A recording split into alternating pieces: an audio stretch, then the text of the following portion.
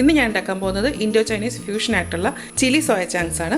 ഇതെങ്ങനെയാണ് ഉണ്ടാക്കുന്നത് നോക്കാം. ഫ്രണ്ട്സ്, എൻ്റെ പേര് രഞ്ജിഷ മുരളി. എല്ലാവർക്കും സിമീസ് നാടൻ കിച്ചണിലേക്ക് സ്വാഗതം. Soya chunks 2 cup. ഇതിലേക്ക് ചൂടുവെള്ളം ഒഴിച്ചു കൊടുക്കാം.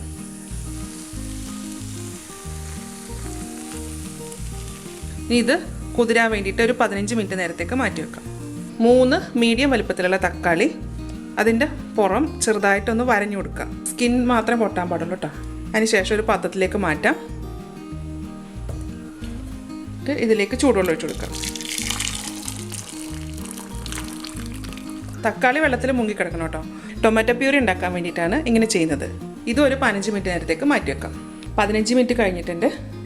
ഇനി ഇത് നന്നായിട്ടൊന്ന് കഴുകിയെടുക്കണം. കഴുകുമ്പോൾ ഇത് നന്നായിട്ട് ഇങ്ങനെ പിഴിഞ്ഞ് തന്നെ കഴുകിയെടുക്കുക. ഒരു 4 പ്രാവശ്യമൊക്കെ കഴുകി വെച്ചാൽ മതിയാവും കേട്ടോ.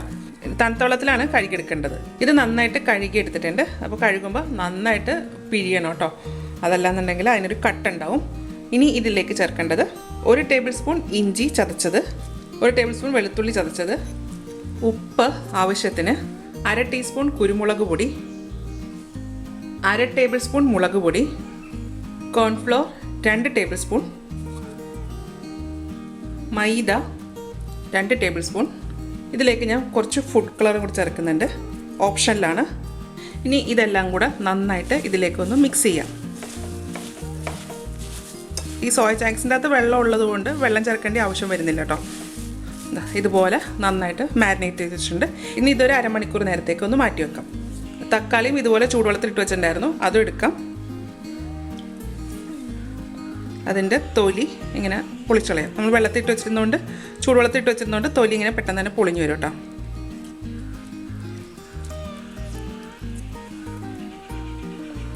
ഇതുപോലെ തക്കാളി തൊലിയെല്ലാം കളഞ്ഞ് കുഞ്ഞായിട്ട് അരിഞ്ഞിട്ടുണ്ട്. ഇതിനെ ഒരു മിക്സഡ് ജാറിലേക്ക് മാറ്റാം. ഇനി ഇത് നന്നായിട്ടൊന്ന് അരച്ചെടുക്കണം. സാധാരണ ടൊമാറ്റോ പ്യൂരിക്ക് നല്ല കളർ ഉണ്ടാവും. ഫുഡ് കളർ കുറച്ച് ചേർക്കാം, ചേർത്തില്ലെങ്കിലും കുഴപ്പമില്ല. ഇത് കണക്കെ. ഇനി ഇത് വറക്കാനായിട്ട് കുറച്ച് എണ്ണ ചൂടാക്കാൻ വെച്ചിട്ടുണ്ട്. ഇത് നന്നായിട്ട് ചൂടായിട്ടുണ്ട്. ഇതിലേക്ക് നമ്മൾ മാരിനേറ്റ് ചെയ്ത് വെച്ചേക്കുന്ന സോയ ചങ്ക്സ് ഇട്ട് കൊടുക്കാം. അപ്പോൾ ഒരുപാട് എണ്ണയൊന്നും ഒഴിക്കേണ്ട, കുറച്ച് എണ്ണ ഒഴിച്ചിട്ട് വറുത്താൽ മതി.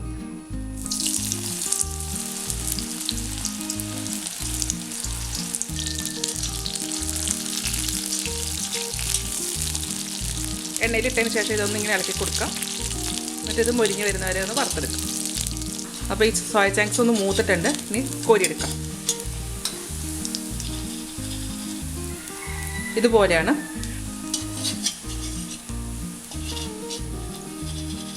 ഇത് കണക്ക് ഞാൻ എല്ലാം വറുത്തെടുത്തിട്ടുണ്ട്. ഇത് നല്ല ക്രിസ്പിയാണ്. ഇതിപ്പോൾ നമുക്ക് ഇങ്ങനെ തന്നെ കഴിക്കാനും നല്ല ടേസ്റ്റാണിത്. ഇനി ഇതിനൊരു സോസ് ഉണ്ടാക്കണം.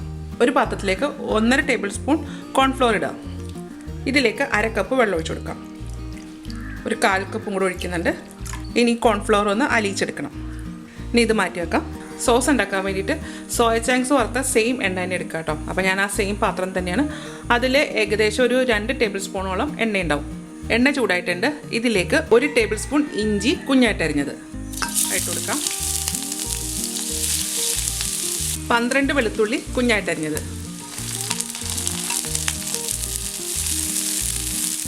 3 പച്ചമുളക് കുഞ്ഞായിട്ട് അരിഞ്ഞത്. ഇനി ഇതൊക്കെ ഫ്രൈ ചെയ്യുമ്പോഴത്തേക്ക് സ്റ്റൗവിൻ്റെ ഫ്ലെയിം നല്ല ഹൈ ആയിരിക്കണം.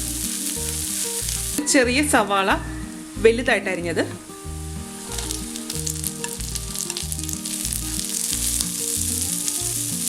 ഒന്നും ബ്രൗൺ കളർ ആകാൻ പാടില്ല, ഒന്ന് വാടി വന്നാൽ മതി. ക്യാപ്സിക്കം,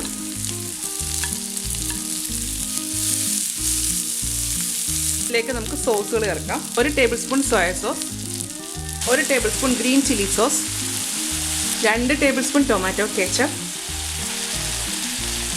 1 ടീസ്പൂൺ വിനാഗിരി, 1/4 ടീസ്പൂൺ നല്ലെണ്ണ, 1 ടീസ്പൂൺ പഞ്ചസാര, കുറച്ച് ഉപ്പ്. ഇനി ഇതെല്ലാം കൂടെ ഒന്ന് മിക്സ് ചെയ്യാം.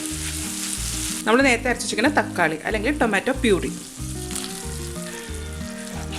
ഇനി ഇതിലേക്ക് ഒരു ഇന്ത്യൻ ടേസ്റ്റ് കിട്ടാൻ വേണ്ടിയിട്ട് 1/2 ടീസ്പൂൺ ഗരം മസാല ചേർക്കുന്നുണ്ട്. അപ്പോൾ നമ്മുടെ സോസ് റെഡി ആയിട്ടുണ്ട്. ഇനി ഇതിലേക്ക് നമ്മൾ വറുത്ത് വെച്ചിരിക്കുന്ന സോയ ചങ്ക്സ് ഇട്ട് കൊടുക്കാം. ഇതെല്ലാം കൂടെ ഇതിലേക്ക് ഒന്നൊന്ന് കോട്ട് ചെയ്ത് കൊടുക്കാം. അപ്പോൾ കാണാൻ നല്ലൊരു ഭംഗിയുണ്ട്. ഇനി ഇതിലേക്ക് നമ്മൾ കലക്കി വെച്ചിരിക്കുന്ന കോൺഫ്ലോറിൻ്റെ സ്ലറി ഒഴിക്കാം. കോൺഫ്ലോർ ചൂടായി കഴിയുമ്പോൾ ഇതൊന്ന് അതിൻ്റെ പുറത്തിങ്ങനെ കോട്ട് ചെയ്ത് വരുന്ന രീതിയിലാകും കേട്ടോ. അപ്പോൾ ഇതിന് ഗ്രേവി അധികം വേണമെന്നുണ്ടെങ്കിൽ നിങ്ങൾ കുറച്ച് അധികം വെള്ളം ചേർക്കാം കേട്ടോ. അപ്പോൾ ഇതായിട്ടുണ്ട്. ഇനി ഇതിൻ്റെ മുകളിലേക്ക് കുറച്ച് സ്പ്രിംഗ് അനിയൻ്റെ ഗ്രീൻ ആയിട്ടുള്ള ഭാഗം ഇട്ട് കൊടുക്കാം.